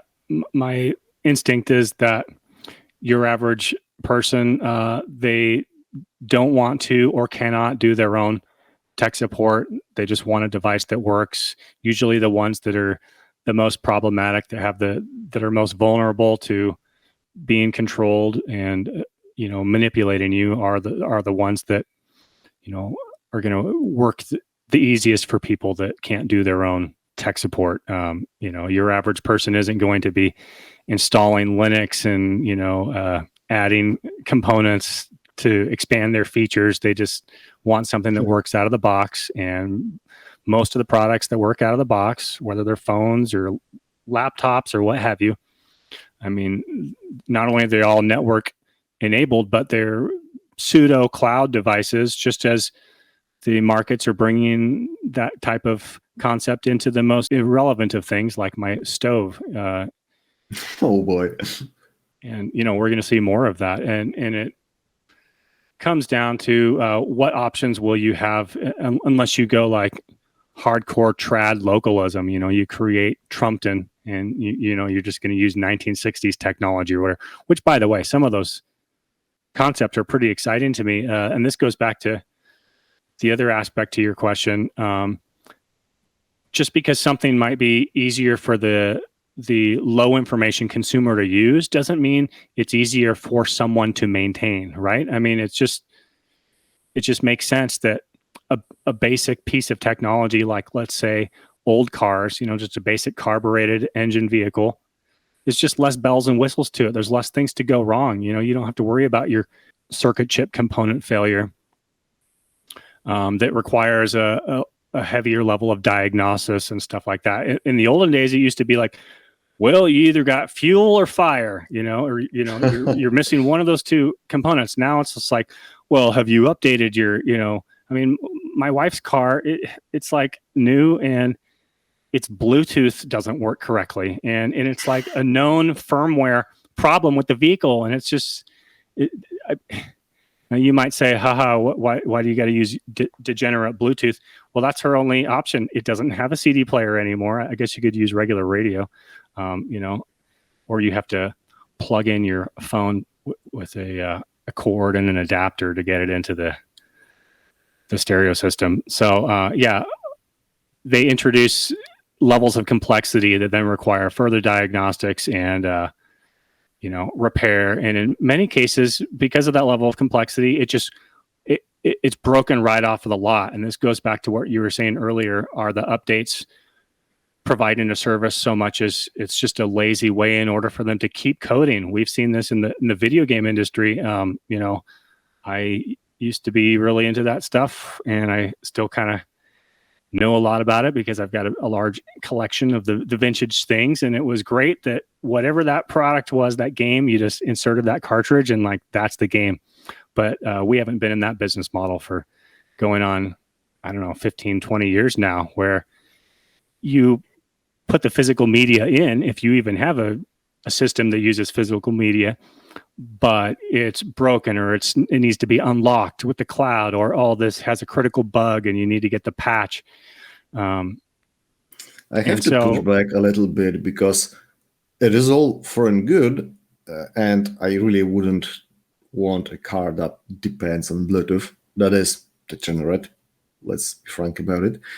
However, still certain things are not really feasible with the old quote-unquote carbureted car. You could get probably airbags, but having an ABS or even stability system seriously requires a computer. Maybe not necessarily a network computer. Maybe you wouldn't need updates for it, but it is a technology that requires a computer. I wouldn't want to drive a car without ABS at this point. Well, I was making an extreme case. I know what you're saying, and I 100% agree. And in fact, it's still a really it's still a low level technology to use like a couple of controller chips, that have a simple code to perform a basic function. Right, like a basic computer. We do need, we do need that level of integration in a lot of these pieces of technology. There are certain enhancements, but so I guess when I'm talking about like these computerized or network enabled devices and the level of sophistication, we're literally talking about it's got an operating system. I mean, there's so many. I'm this autistic guy where I make comparisons every day. I can't escape them. Let's say an analog car, it's like you just turn it on and everything's on, right? I mean, the radio's playing, whatever it is, it's ready to go. I turn on my car and I'm ready to go, right? I've already opened the garage door. I'm pushing the buttons. I always drive it in like it's automatic because most cars are, right. But there's different gear ratios. I always put it in sport mode so that I can drive faster. I'm setting all these things. I'm adjusting the air. I'm doing this. Guess what? It's not responding, right? Because it's freaking booting up. I mean, it's not like it takes a year, but it's like it has to come online. It's like, so am I in the Starship Enterprise or am I just in a vehicle trying to get out of the garage, having already, before I start driving, established the air and the audio and the gear tuning ratio? And yeah, it annoys me. It exemplifies the fact that you don't necessarily have more options with this levels of complexity because it's not even working. And going back to these hassles of like Bluetooth, I mean, that sort of troubleshooting your disconnection with your Bluetooth, I mean, it doesn't happen every day, but even with mainstream devices, that's an ongoing thing. And just how annoying is that compared to just plugging it in or just not having to have your phone do it because you still have a CD player or whatever else in your dashboard? You raise a couple good points. One of them is the annoyances that come and hopefully go, but not always. We should guess that after several decades, wireless voice transmission should be a solved problem. Apparently, it's not. We've been using wireless voice transmission technology like cell phones for several decades now. They are pretty reliable, at least here in Europe. I don't know. I've heard weird stories about USA, but never mind. You would expect Bluetooth to be at least about as good. It's not. That's strange. And what I'm trying to drive at is I'm getting the impression that as much as technology is driven by fads and trends rather than actual good economic calculation, it's one of those things that get lost in translation, that nobody really stopped and tried to measure just how annoyed the user is, just how frustrated, how much is the person driving or using or waiting for the update, just how much value of productivity is lost or at least consumed in the annoyance.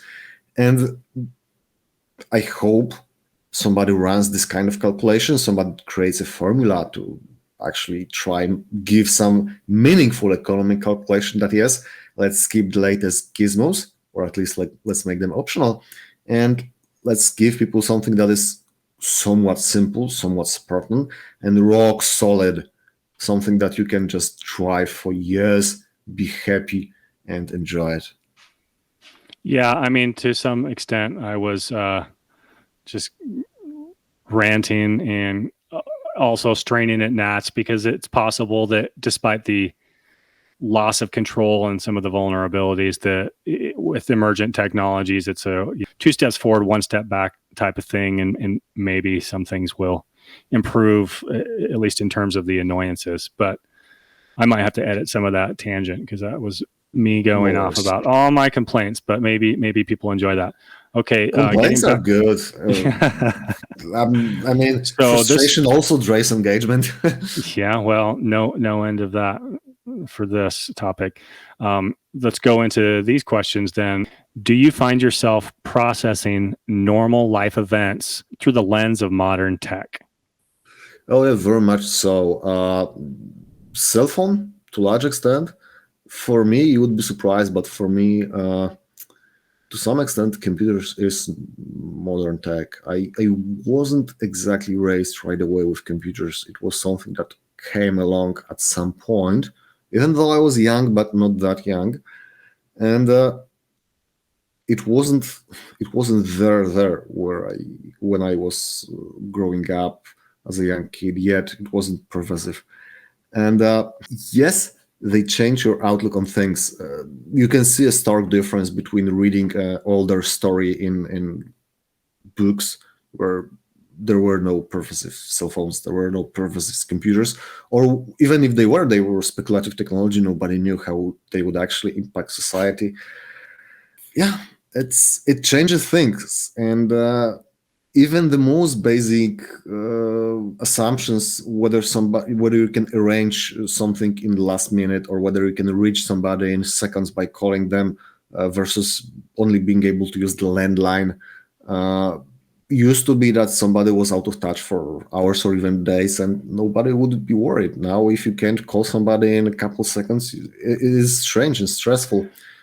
Oh, in a that's a great way point. That's a great in a point. way Having a capability to do something also creates an expectation, and broken expectation becomes a source of frustration or even anger. Yeah, no, I really like that point. And as far as your level of autonomy, when you can't walk away without causing ripples, I thought of a extreme example that just to mess with you, but Gonzalo Lira has been absent from the internet for 5 days. Yeah. Oh yeah, everybody was stressed, and there were some wild theories Yeah, around I it. mean there was reason to be speculating, but then again, yeah, cooler heads prevailed when they didn't get too into that. Yeah. Also, there is interesting angle to it in that uh, people were reposting other people's takes on it with commentary, and because they were posted on a somewhat official looking places like Telegram or a specific person's Telegram, or even I don't know, something branded with a institutional name rather than a Yeah, personal name. something People, authoritative seeming. yeah, yeah, exactly. People ascribed to those takes or those speculations outsized relevance or outsized authority, and this actually increased the level of worry. There was certain worry that a certain group, certain organization might have had captured or even hurt Gonzalo. It was a real worry because somebody connected a couple tweets together and made a case that this may indicate that this organization, blah, blah, blah, blah. Again, this global reach of technology and this lens of trying to sift through all this noise and find what is serious, what is real, what is trustworthy. This led people to some dark places, even unnecessarily. Yeah. When you think about these people, kind of like these yuppie corporate types where they're going to go to a retreat, right? And it's some like nice mountain scene with saunas and motivational speakers. And it shouldn't necessarily be like that in order to detach from our level of integration with these products. But to some extent, I mean, in my life and professionally, I mean, I'm on the line to respond to all manner of electronic communication. This is something that I forgot to mention about the updates and the annoyance. Well, when you're managing cloud devices, at like an organizational level, and you've got hundreds and hundreds of these, and they're pushing out these superfluous updates, just tanking your network and crippling your ability to perform the organization's main goals. I mean, goes beyond annoyance. Like it's just ridiculous, even though we do kind of rely on a certain level of that that networking integration in order for us to manage it. So it's a double-edged sword. It goes back to that quote about how new technologies introduce positive and negative outcomes. Yeah. So I am gonna ask you, but first I'm gonna talk about myself. Let us reject one modern technology and let's see how we can cope with it. Unfortunately, I have an easy out. I rejected TV. I Nice. rejected TV some time ago, actually a couple decades ago. I'm very happy with it, and once in a while I get to chat with somebody who still watches TV, and it's a bit like looking in the alien brain.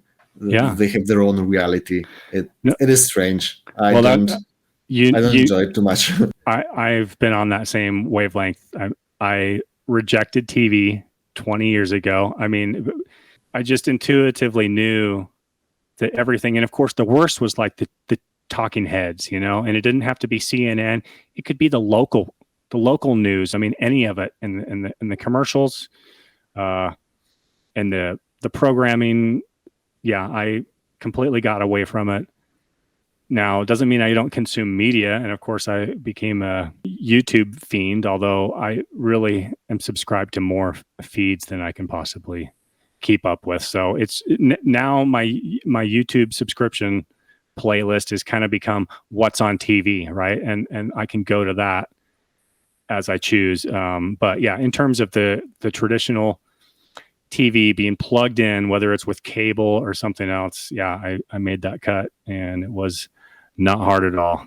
To me, getting all these subscription services is just kind of like swapping out the cable TV for the subscription service. You still ultimately don't control what they're putting on there, what they're not. Granted, I don't control what YouTubers put on either, but I like to tell myself that it's a meaningful distinction that just individual people are coming up with their emergent takes.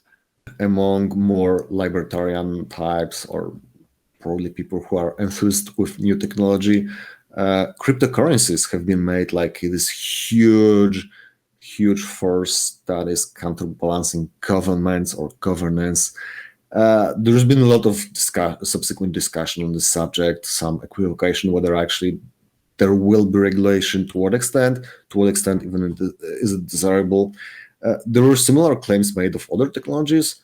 Internet as a whole has been made into this, or social media in particular, have been made into those things that were kind of expected to be anti-government, but then we see certain moves where government actually puts them to serious use or puts serious pressure on it. So in the totality, I can't even say for myself with any certainty whether technology is a competing force to the government or whether it's more subjugated to the government.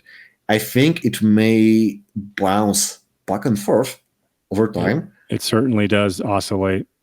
Look at all the different cat and mouse games that we play on the internet right now, whether it's making a new account to circumvent your banning or using various VPNs to spoof your IP address and get around restrictions or obfuscate where you're connected from. And it is a problem here in Europe. Let me tell you, it's a different experience. How many times I see something is blocked on, I don't know, YouTube or whatever. That's, oh boy. Yeah, isn't that fascinating? How we were just discussing how we cut the cord on the TV, and then I was saying how my YouTube and these sort of independent sources replaced that when I wanted that content on demand. And now, especially where you're at, they just one by one go and pick those off. It kind of really reveals their hand the more that they do that, which goes back to they've kind of overextended themselves. I think this was going back to the idea of the current thing. They've overextended themselves. They've overplayed their hand on how much suppression, on how much manipulation. You were saying that someone like the Elon Musk, the normie, classic liberal or centrist, that in your estimation didn't move positions, but they saw how everything else moved, and it's caused them to become awakened to certain facts that they were formerly dormant on. These are all examples of where they're having to retool their tactics and sort of find a new angle, spin it around. One thing that is really frustrating is how, despite the fact that they have to regroup and come up with a new manipulation strategy, there's always the same useful idiots that are on board with it. Kind of like right now we have the neocons and the Democrats willing to engage in global conflicts, like united, just as they were post 9/11. I know it's touchy for you because we're talking about Ukraine, but ultimately it's the same thing where it's not within our nation's interests. We haven't addressed, even with a small portion of the money that we're sending overseas to reinforce our borders or to handle any of other issues, supply chain issues, other disruptions. But despite all the shenanigans and the manipulation and virtue signaling, oh, John McCain, he wouldn't want this or whatever, they always get these same people to more or less congeal and make it happen. It is interesting because the alliances seem to be longer lived than their stated goals. We've seen this pattern repeat in various places and through the time. And this makes us question whether their stated goals are the real goals. Maybe they are just smoke screens. We don't know for sure. As for the current thing, I'm not going to comment much more on it because I think that would be a bit of distraction. We could argue. Right. It's fine. I got off on a tangent.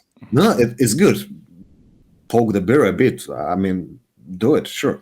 At any rate, you could even say that the social structure or the political alliance in this particular case is a technology. It is so old and so pervasive that we wouldn't even think maybe of a technology, but it certainly is a technology in that it is something that's not exactly in human nature. We had to develop it, we had to create it, codify it, establish, propagate, and it competes with other technologies that could take its place. At any rate, this is an example of technology that is specifically here being used both as a tool of the government, because, it is the government doing it or using it, but also in a way as a tool competing with the government or against the government. Hear me out. Strangely enough, alliance of specific players in politics, in this case, neocon and neolibs, it's not the government. They are partly outside of the government. They are partly just a subset of the government. In a way, this technology of a social or political alliance lets them exert outsized force on the government, gives them capability of steering the government wherever they want to a certain extent. It is an example, strangely enough, of a technology, here a social technology, but still I would call it technology, that has both a competing to the government aspect and as a government-controlled aspect. And I can't really untangle it, and I think that may be common with pretty much all technologies. That ends up being the games that we play. Speaking of games, the drinking game for this segment was anytime we said the word technology. So come on, we're going to have some very drunk listeners here. Yeah. We have to start with the drinking game, not close with it. Well, maybe we post-production put the drinking game in up front. So I wonder what else. So you are using the technology to take charge of this conversation, and it will be all in your hands. Yeah, I'm going to censor you and put words in your mouth. Oh no. All right, so we're coming up to the last segment, a brief one. I believe Mr. Sai has prepared for us a quick overview of the recent drama. And what was it? I believe you said it was about Nick Fuentes and the America First meltdown. Ah, yes, spicy stuff.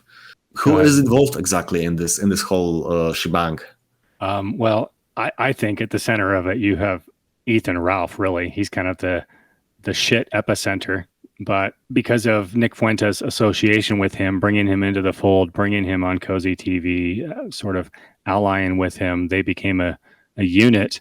The problem is Fuentes allied himself with somebody that is an eternal dumpster fire that burns every bridge, that is only a matter of time before he'll come after anyone and everyone, and then he sort of doubled down in support of Ethan Ralph as they engaged in these blood sports, and went from, you know, what at one point was a serious political movement to just 6 days a week of live streaming drama. You know, instead of American First, it's like a Keemstar Drama Alert Nation or whatever. So, Oh boy.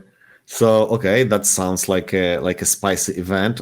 Well, let's see how important it was. Who already reported on it? How big of a splash has it made? well, it instead of just residing within those respective parties and the blood sports, it bounced out into the slightly wider sphere, the Young Turks covering it, various internet publications, Yahoo News and whatnot. So That's a big splash. What about our own internet boy, Jim, aka Mr. Metacore? well, he always pokes and laughs at the drama. I guess he's a central figure in this as well.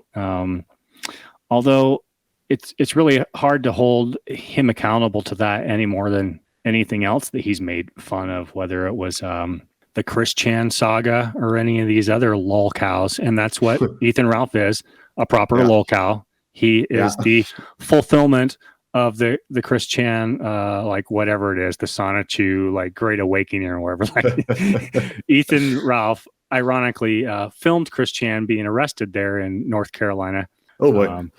But I think something happened, like a science fiction theme, like the essence was transferred, and he fulfilled the Sonichu prophecy. Ethan Ralph is the living, in terms of non-incarcerated, form of the Chris Chan. So Ifan doesn't sound very nice. Can we at least side safely with Nick, or not really?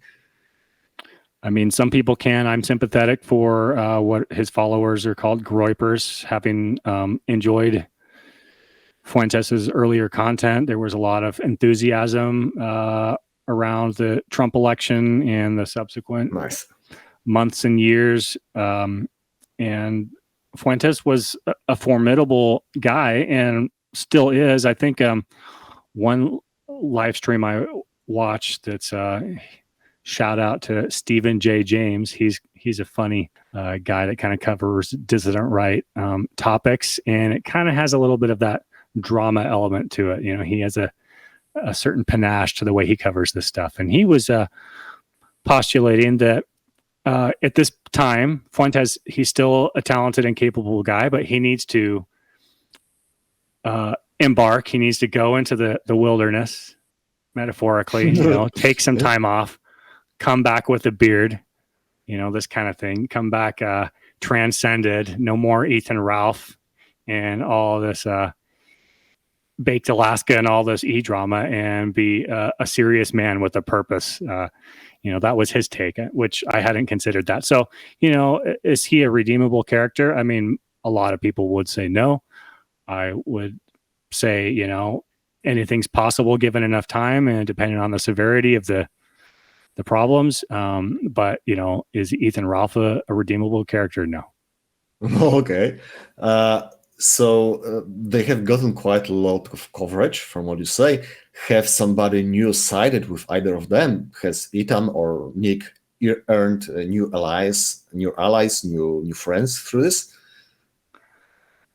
I mean, I couldn't say. I think they earned new allies with each other, especially considering for a long time Jaden McNeil was supposed to be Fuentes' right-hand man. Maybe he'll replace him with Ethan Ralph. I don't know. So friendship ended, meme, right? A new friendship with Ethan, right? Yeah. Right. Do you suppose this drama will last any long? Like, I don't know, 1 month or maybe even 1 year? It's hard to say. I mean, a year seems a long time, and in the context of all the current things, it seems inconsequential, but it certainly made waves where you have a number of other sort of e-celebs getting in the fray, people that aren't very relevant either politically speaking, Lauren Southern, these other sort of socialites of the old alt-right. giving their takes and sharing their dirt or whatever. So I think it's still going to play itself out for a while yet. And to some extent, lolcows will always lolcow. That's what they'll do. That's why they're lolcows. That's why they'll continue to be spectacles, and there will continue to be people that, can't look away. Yeah. All right. So to wrap it up, a small guy on the distant right here online, and what is the takeaway for me? What do I learn from this saga? It's a good question. I mean, I think that you and I are privy to, as others are, similar kinds of festerings that occur within these online communities. I mean, it's just the nature of humans and egos and conflicts, especially where, to a small microcosmic extent, power is involved, or prestige, or some people are frankly great earners, have turned profitable businesses in this, even if it's not cynically, right? Even if these are forces for good that are also sustaining them. Still, these eruptions can occur with various people, and I guess if your movement is valid and worthy, then you should sort of rank and file the troops and sort of defend the flanks and kind of keep your dramas from festering into the spectacle that we've seen emerge. It is good. It is good. I believe but if your movement is not worthy, then it should burn out. Yeah, that is the ultimate test of worthiness. Indeed. Good one. Thank you. Well, that about wraps it up for this episode. It's been a pleasure. Looking forward to the next one. It's been a pleasure. Thank you very much, Mr. Sai.